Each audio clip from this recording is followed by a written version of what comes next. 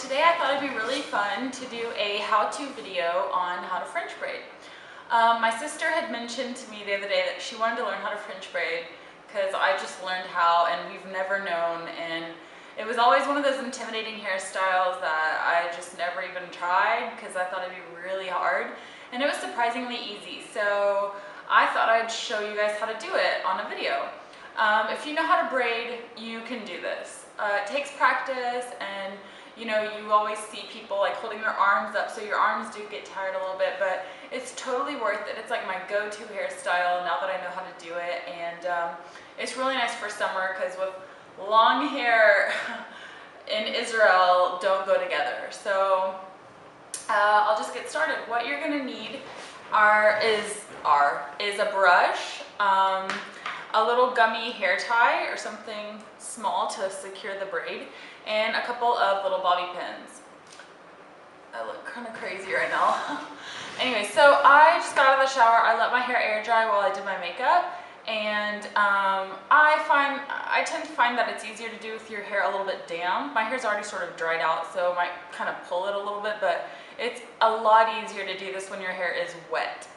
And it's nice to sleep on it because you can wake up and have these nice little natural looking, you know, French braided waves. So I'm just going to go ahead and get started. You're going to start this braid, this French braid, by sort of brushing the top section, the top part of your hair. I don't like the top of my French braid to be bumpy, so I'm gonna brush it back, and it's okay if this comes out messy. It looks okay messy. It's not a hairstyle that has to be perfect. I'm not a perfectionist, that's for sure.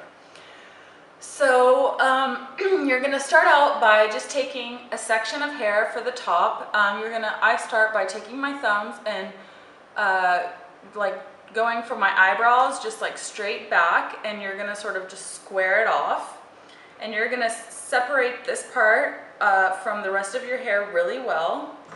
It's very important to be separating your hair when you do this. You'll see why in a minute. So I took a section of hair like this big, and it doesn't have to be a straight line, it doesn't matter, it doesn't have to be perfect, and you're just gonna sort of make sure it's smooth, brush it out, and then you're going to section it into 3 sections like you would a normal braid. And it's kind of awkward at first because you're braiding backwards, but you get the hang of it if you practice. Okay, so here's my 3 sections. Can you see that? And you're just gonna start by regular braiding for a couple seconds.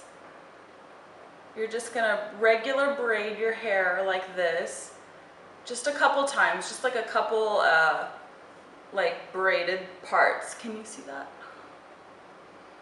Just braided it a little bit, just to sort of secure my bangs, and to just start the top part of the braid.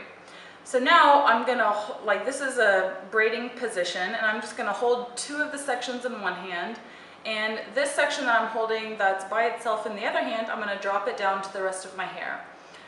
Now, this is where you're gonna start the French braid. If I could just get some more hair in my mouth.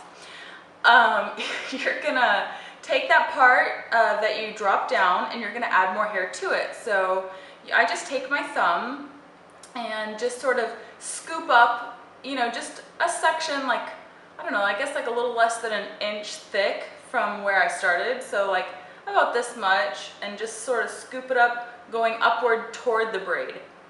And make sure you grab that piece that you drop down too, otherwise that'll be kind of awkward.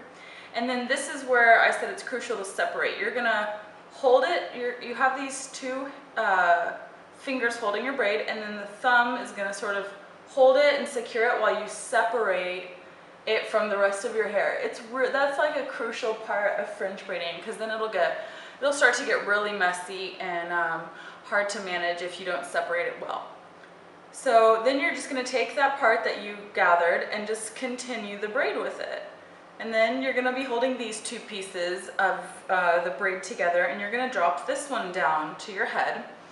And just like I did earlier, I'm going to scoop up some pieces, making sure I get that piece of the braid that I'd already started, making sure it's smooth, and holding it with my thumb. And then you're gonna continue braiding. Can you see that? Sorry, I have like a mirror back there, so it's like kind of awkward to do this. I don't have one of those cameras with the screen so I can see, so I have a mirror back there. This would be really hard to do without a mirror, by the way. So I dropped another section down. I'm just gonna continue with what I'm doing, separating it as I go, making sure it's smooth, holding it with my thumb here, and then gathering it and adding it to the braid, and then continuing with this side, gathering here, holding it with my thumb, separating, and then continuing. And then at this point, you're not really on top of your head anymore. You're starting to go down your head. And I can tell it's kind of looking messy, but that's okay. I think it looks cuter messy anyways. I'm not one that likes a perfect French braid. I remember when I was little, my aunt would do this to us and she would make it so tight. Anyway, so you just continue here. At this point, you're at your ear, so you're just gonna go straight back like you would, like you were doing like a, half up ponytail or something. And at this point, you can start taking larger sections of hair. I feel like it goes a little bit faster that way, and I don't want to be doing this for too long because your arms do get tired and just gets annoying. So at this point, I'm about to be done with the braid, and I'll show you how I like to finish it off, because you can continue the French braid going straight down your head, like a straight back French braid, or you can take it to the side, which I like to do. So at this point, I'm basically at, can you see what I'm doing here? At this point, I'm here. I have one little section left of hair, and I'm gonna gather all that together and take it to the make sure you grab all the hair too. You don't wanna leave, you don't wanna have a rat tail coming out of your French braid. So now I'm just gonna bring the braid to the side. I like it to come down to the side. So I just bring it over, and at this point, you're just regular braiding. I actually think it'd be super cute down here if you knew how to fishtail braid. That'd be really cute here, but I'm not a pro at that yet. But maybe for another tutorial. So you can continue this braid to go down as long as you would like. I've seen some people that stop, halfway, or I like to go down as far as I can. And then I just secure it with a little gummy hair tie. And then you have your French braid. Now, that took all of what, like 3 minutes? And it's easy, it just takes some practice. Now, I have some flyaways, you can see, but that's okay. I kind of like a couple of hairs to frame my face, so even if I didn't, I would probably suggest to pull a couple down just so it doesn't look so, tight. And I also like to just sort of pull my hair away from my head a little bit so it's not so stuck on my head. And then I mentioned that my bangs are in the growing out phase, so I need to pin them back. So you just take a couple of your bobby pins and just sort of secure, if you have, bumps, or if you've accidentally have a little loop or something. It's happened where I've had these weird hair loops that come out. You just secure them with bobby pins and you can't even tell. So that's it, that's the French braid. Here's what it looks like. I hope this video was helpful for you guys.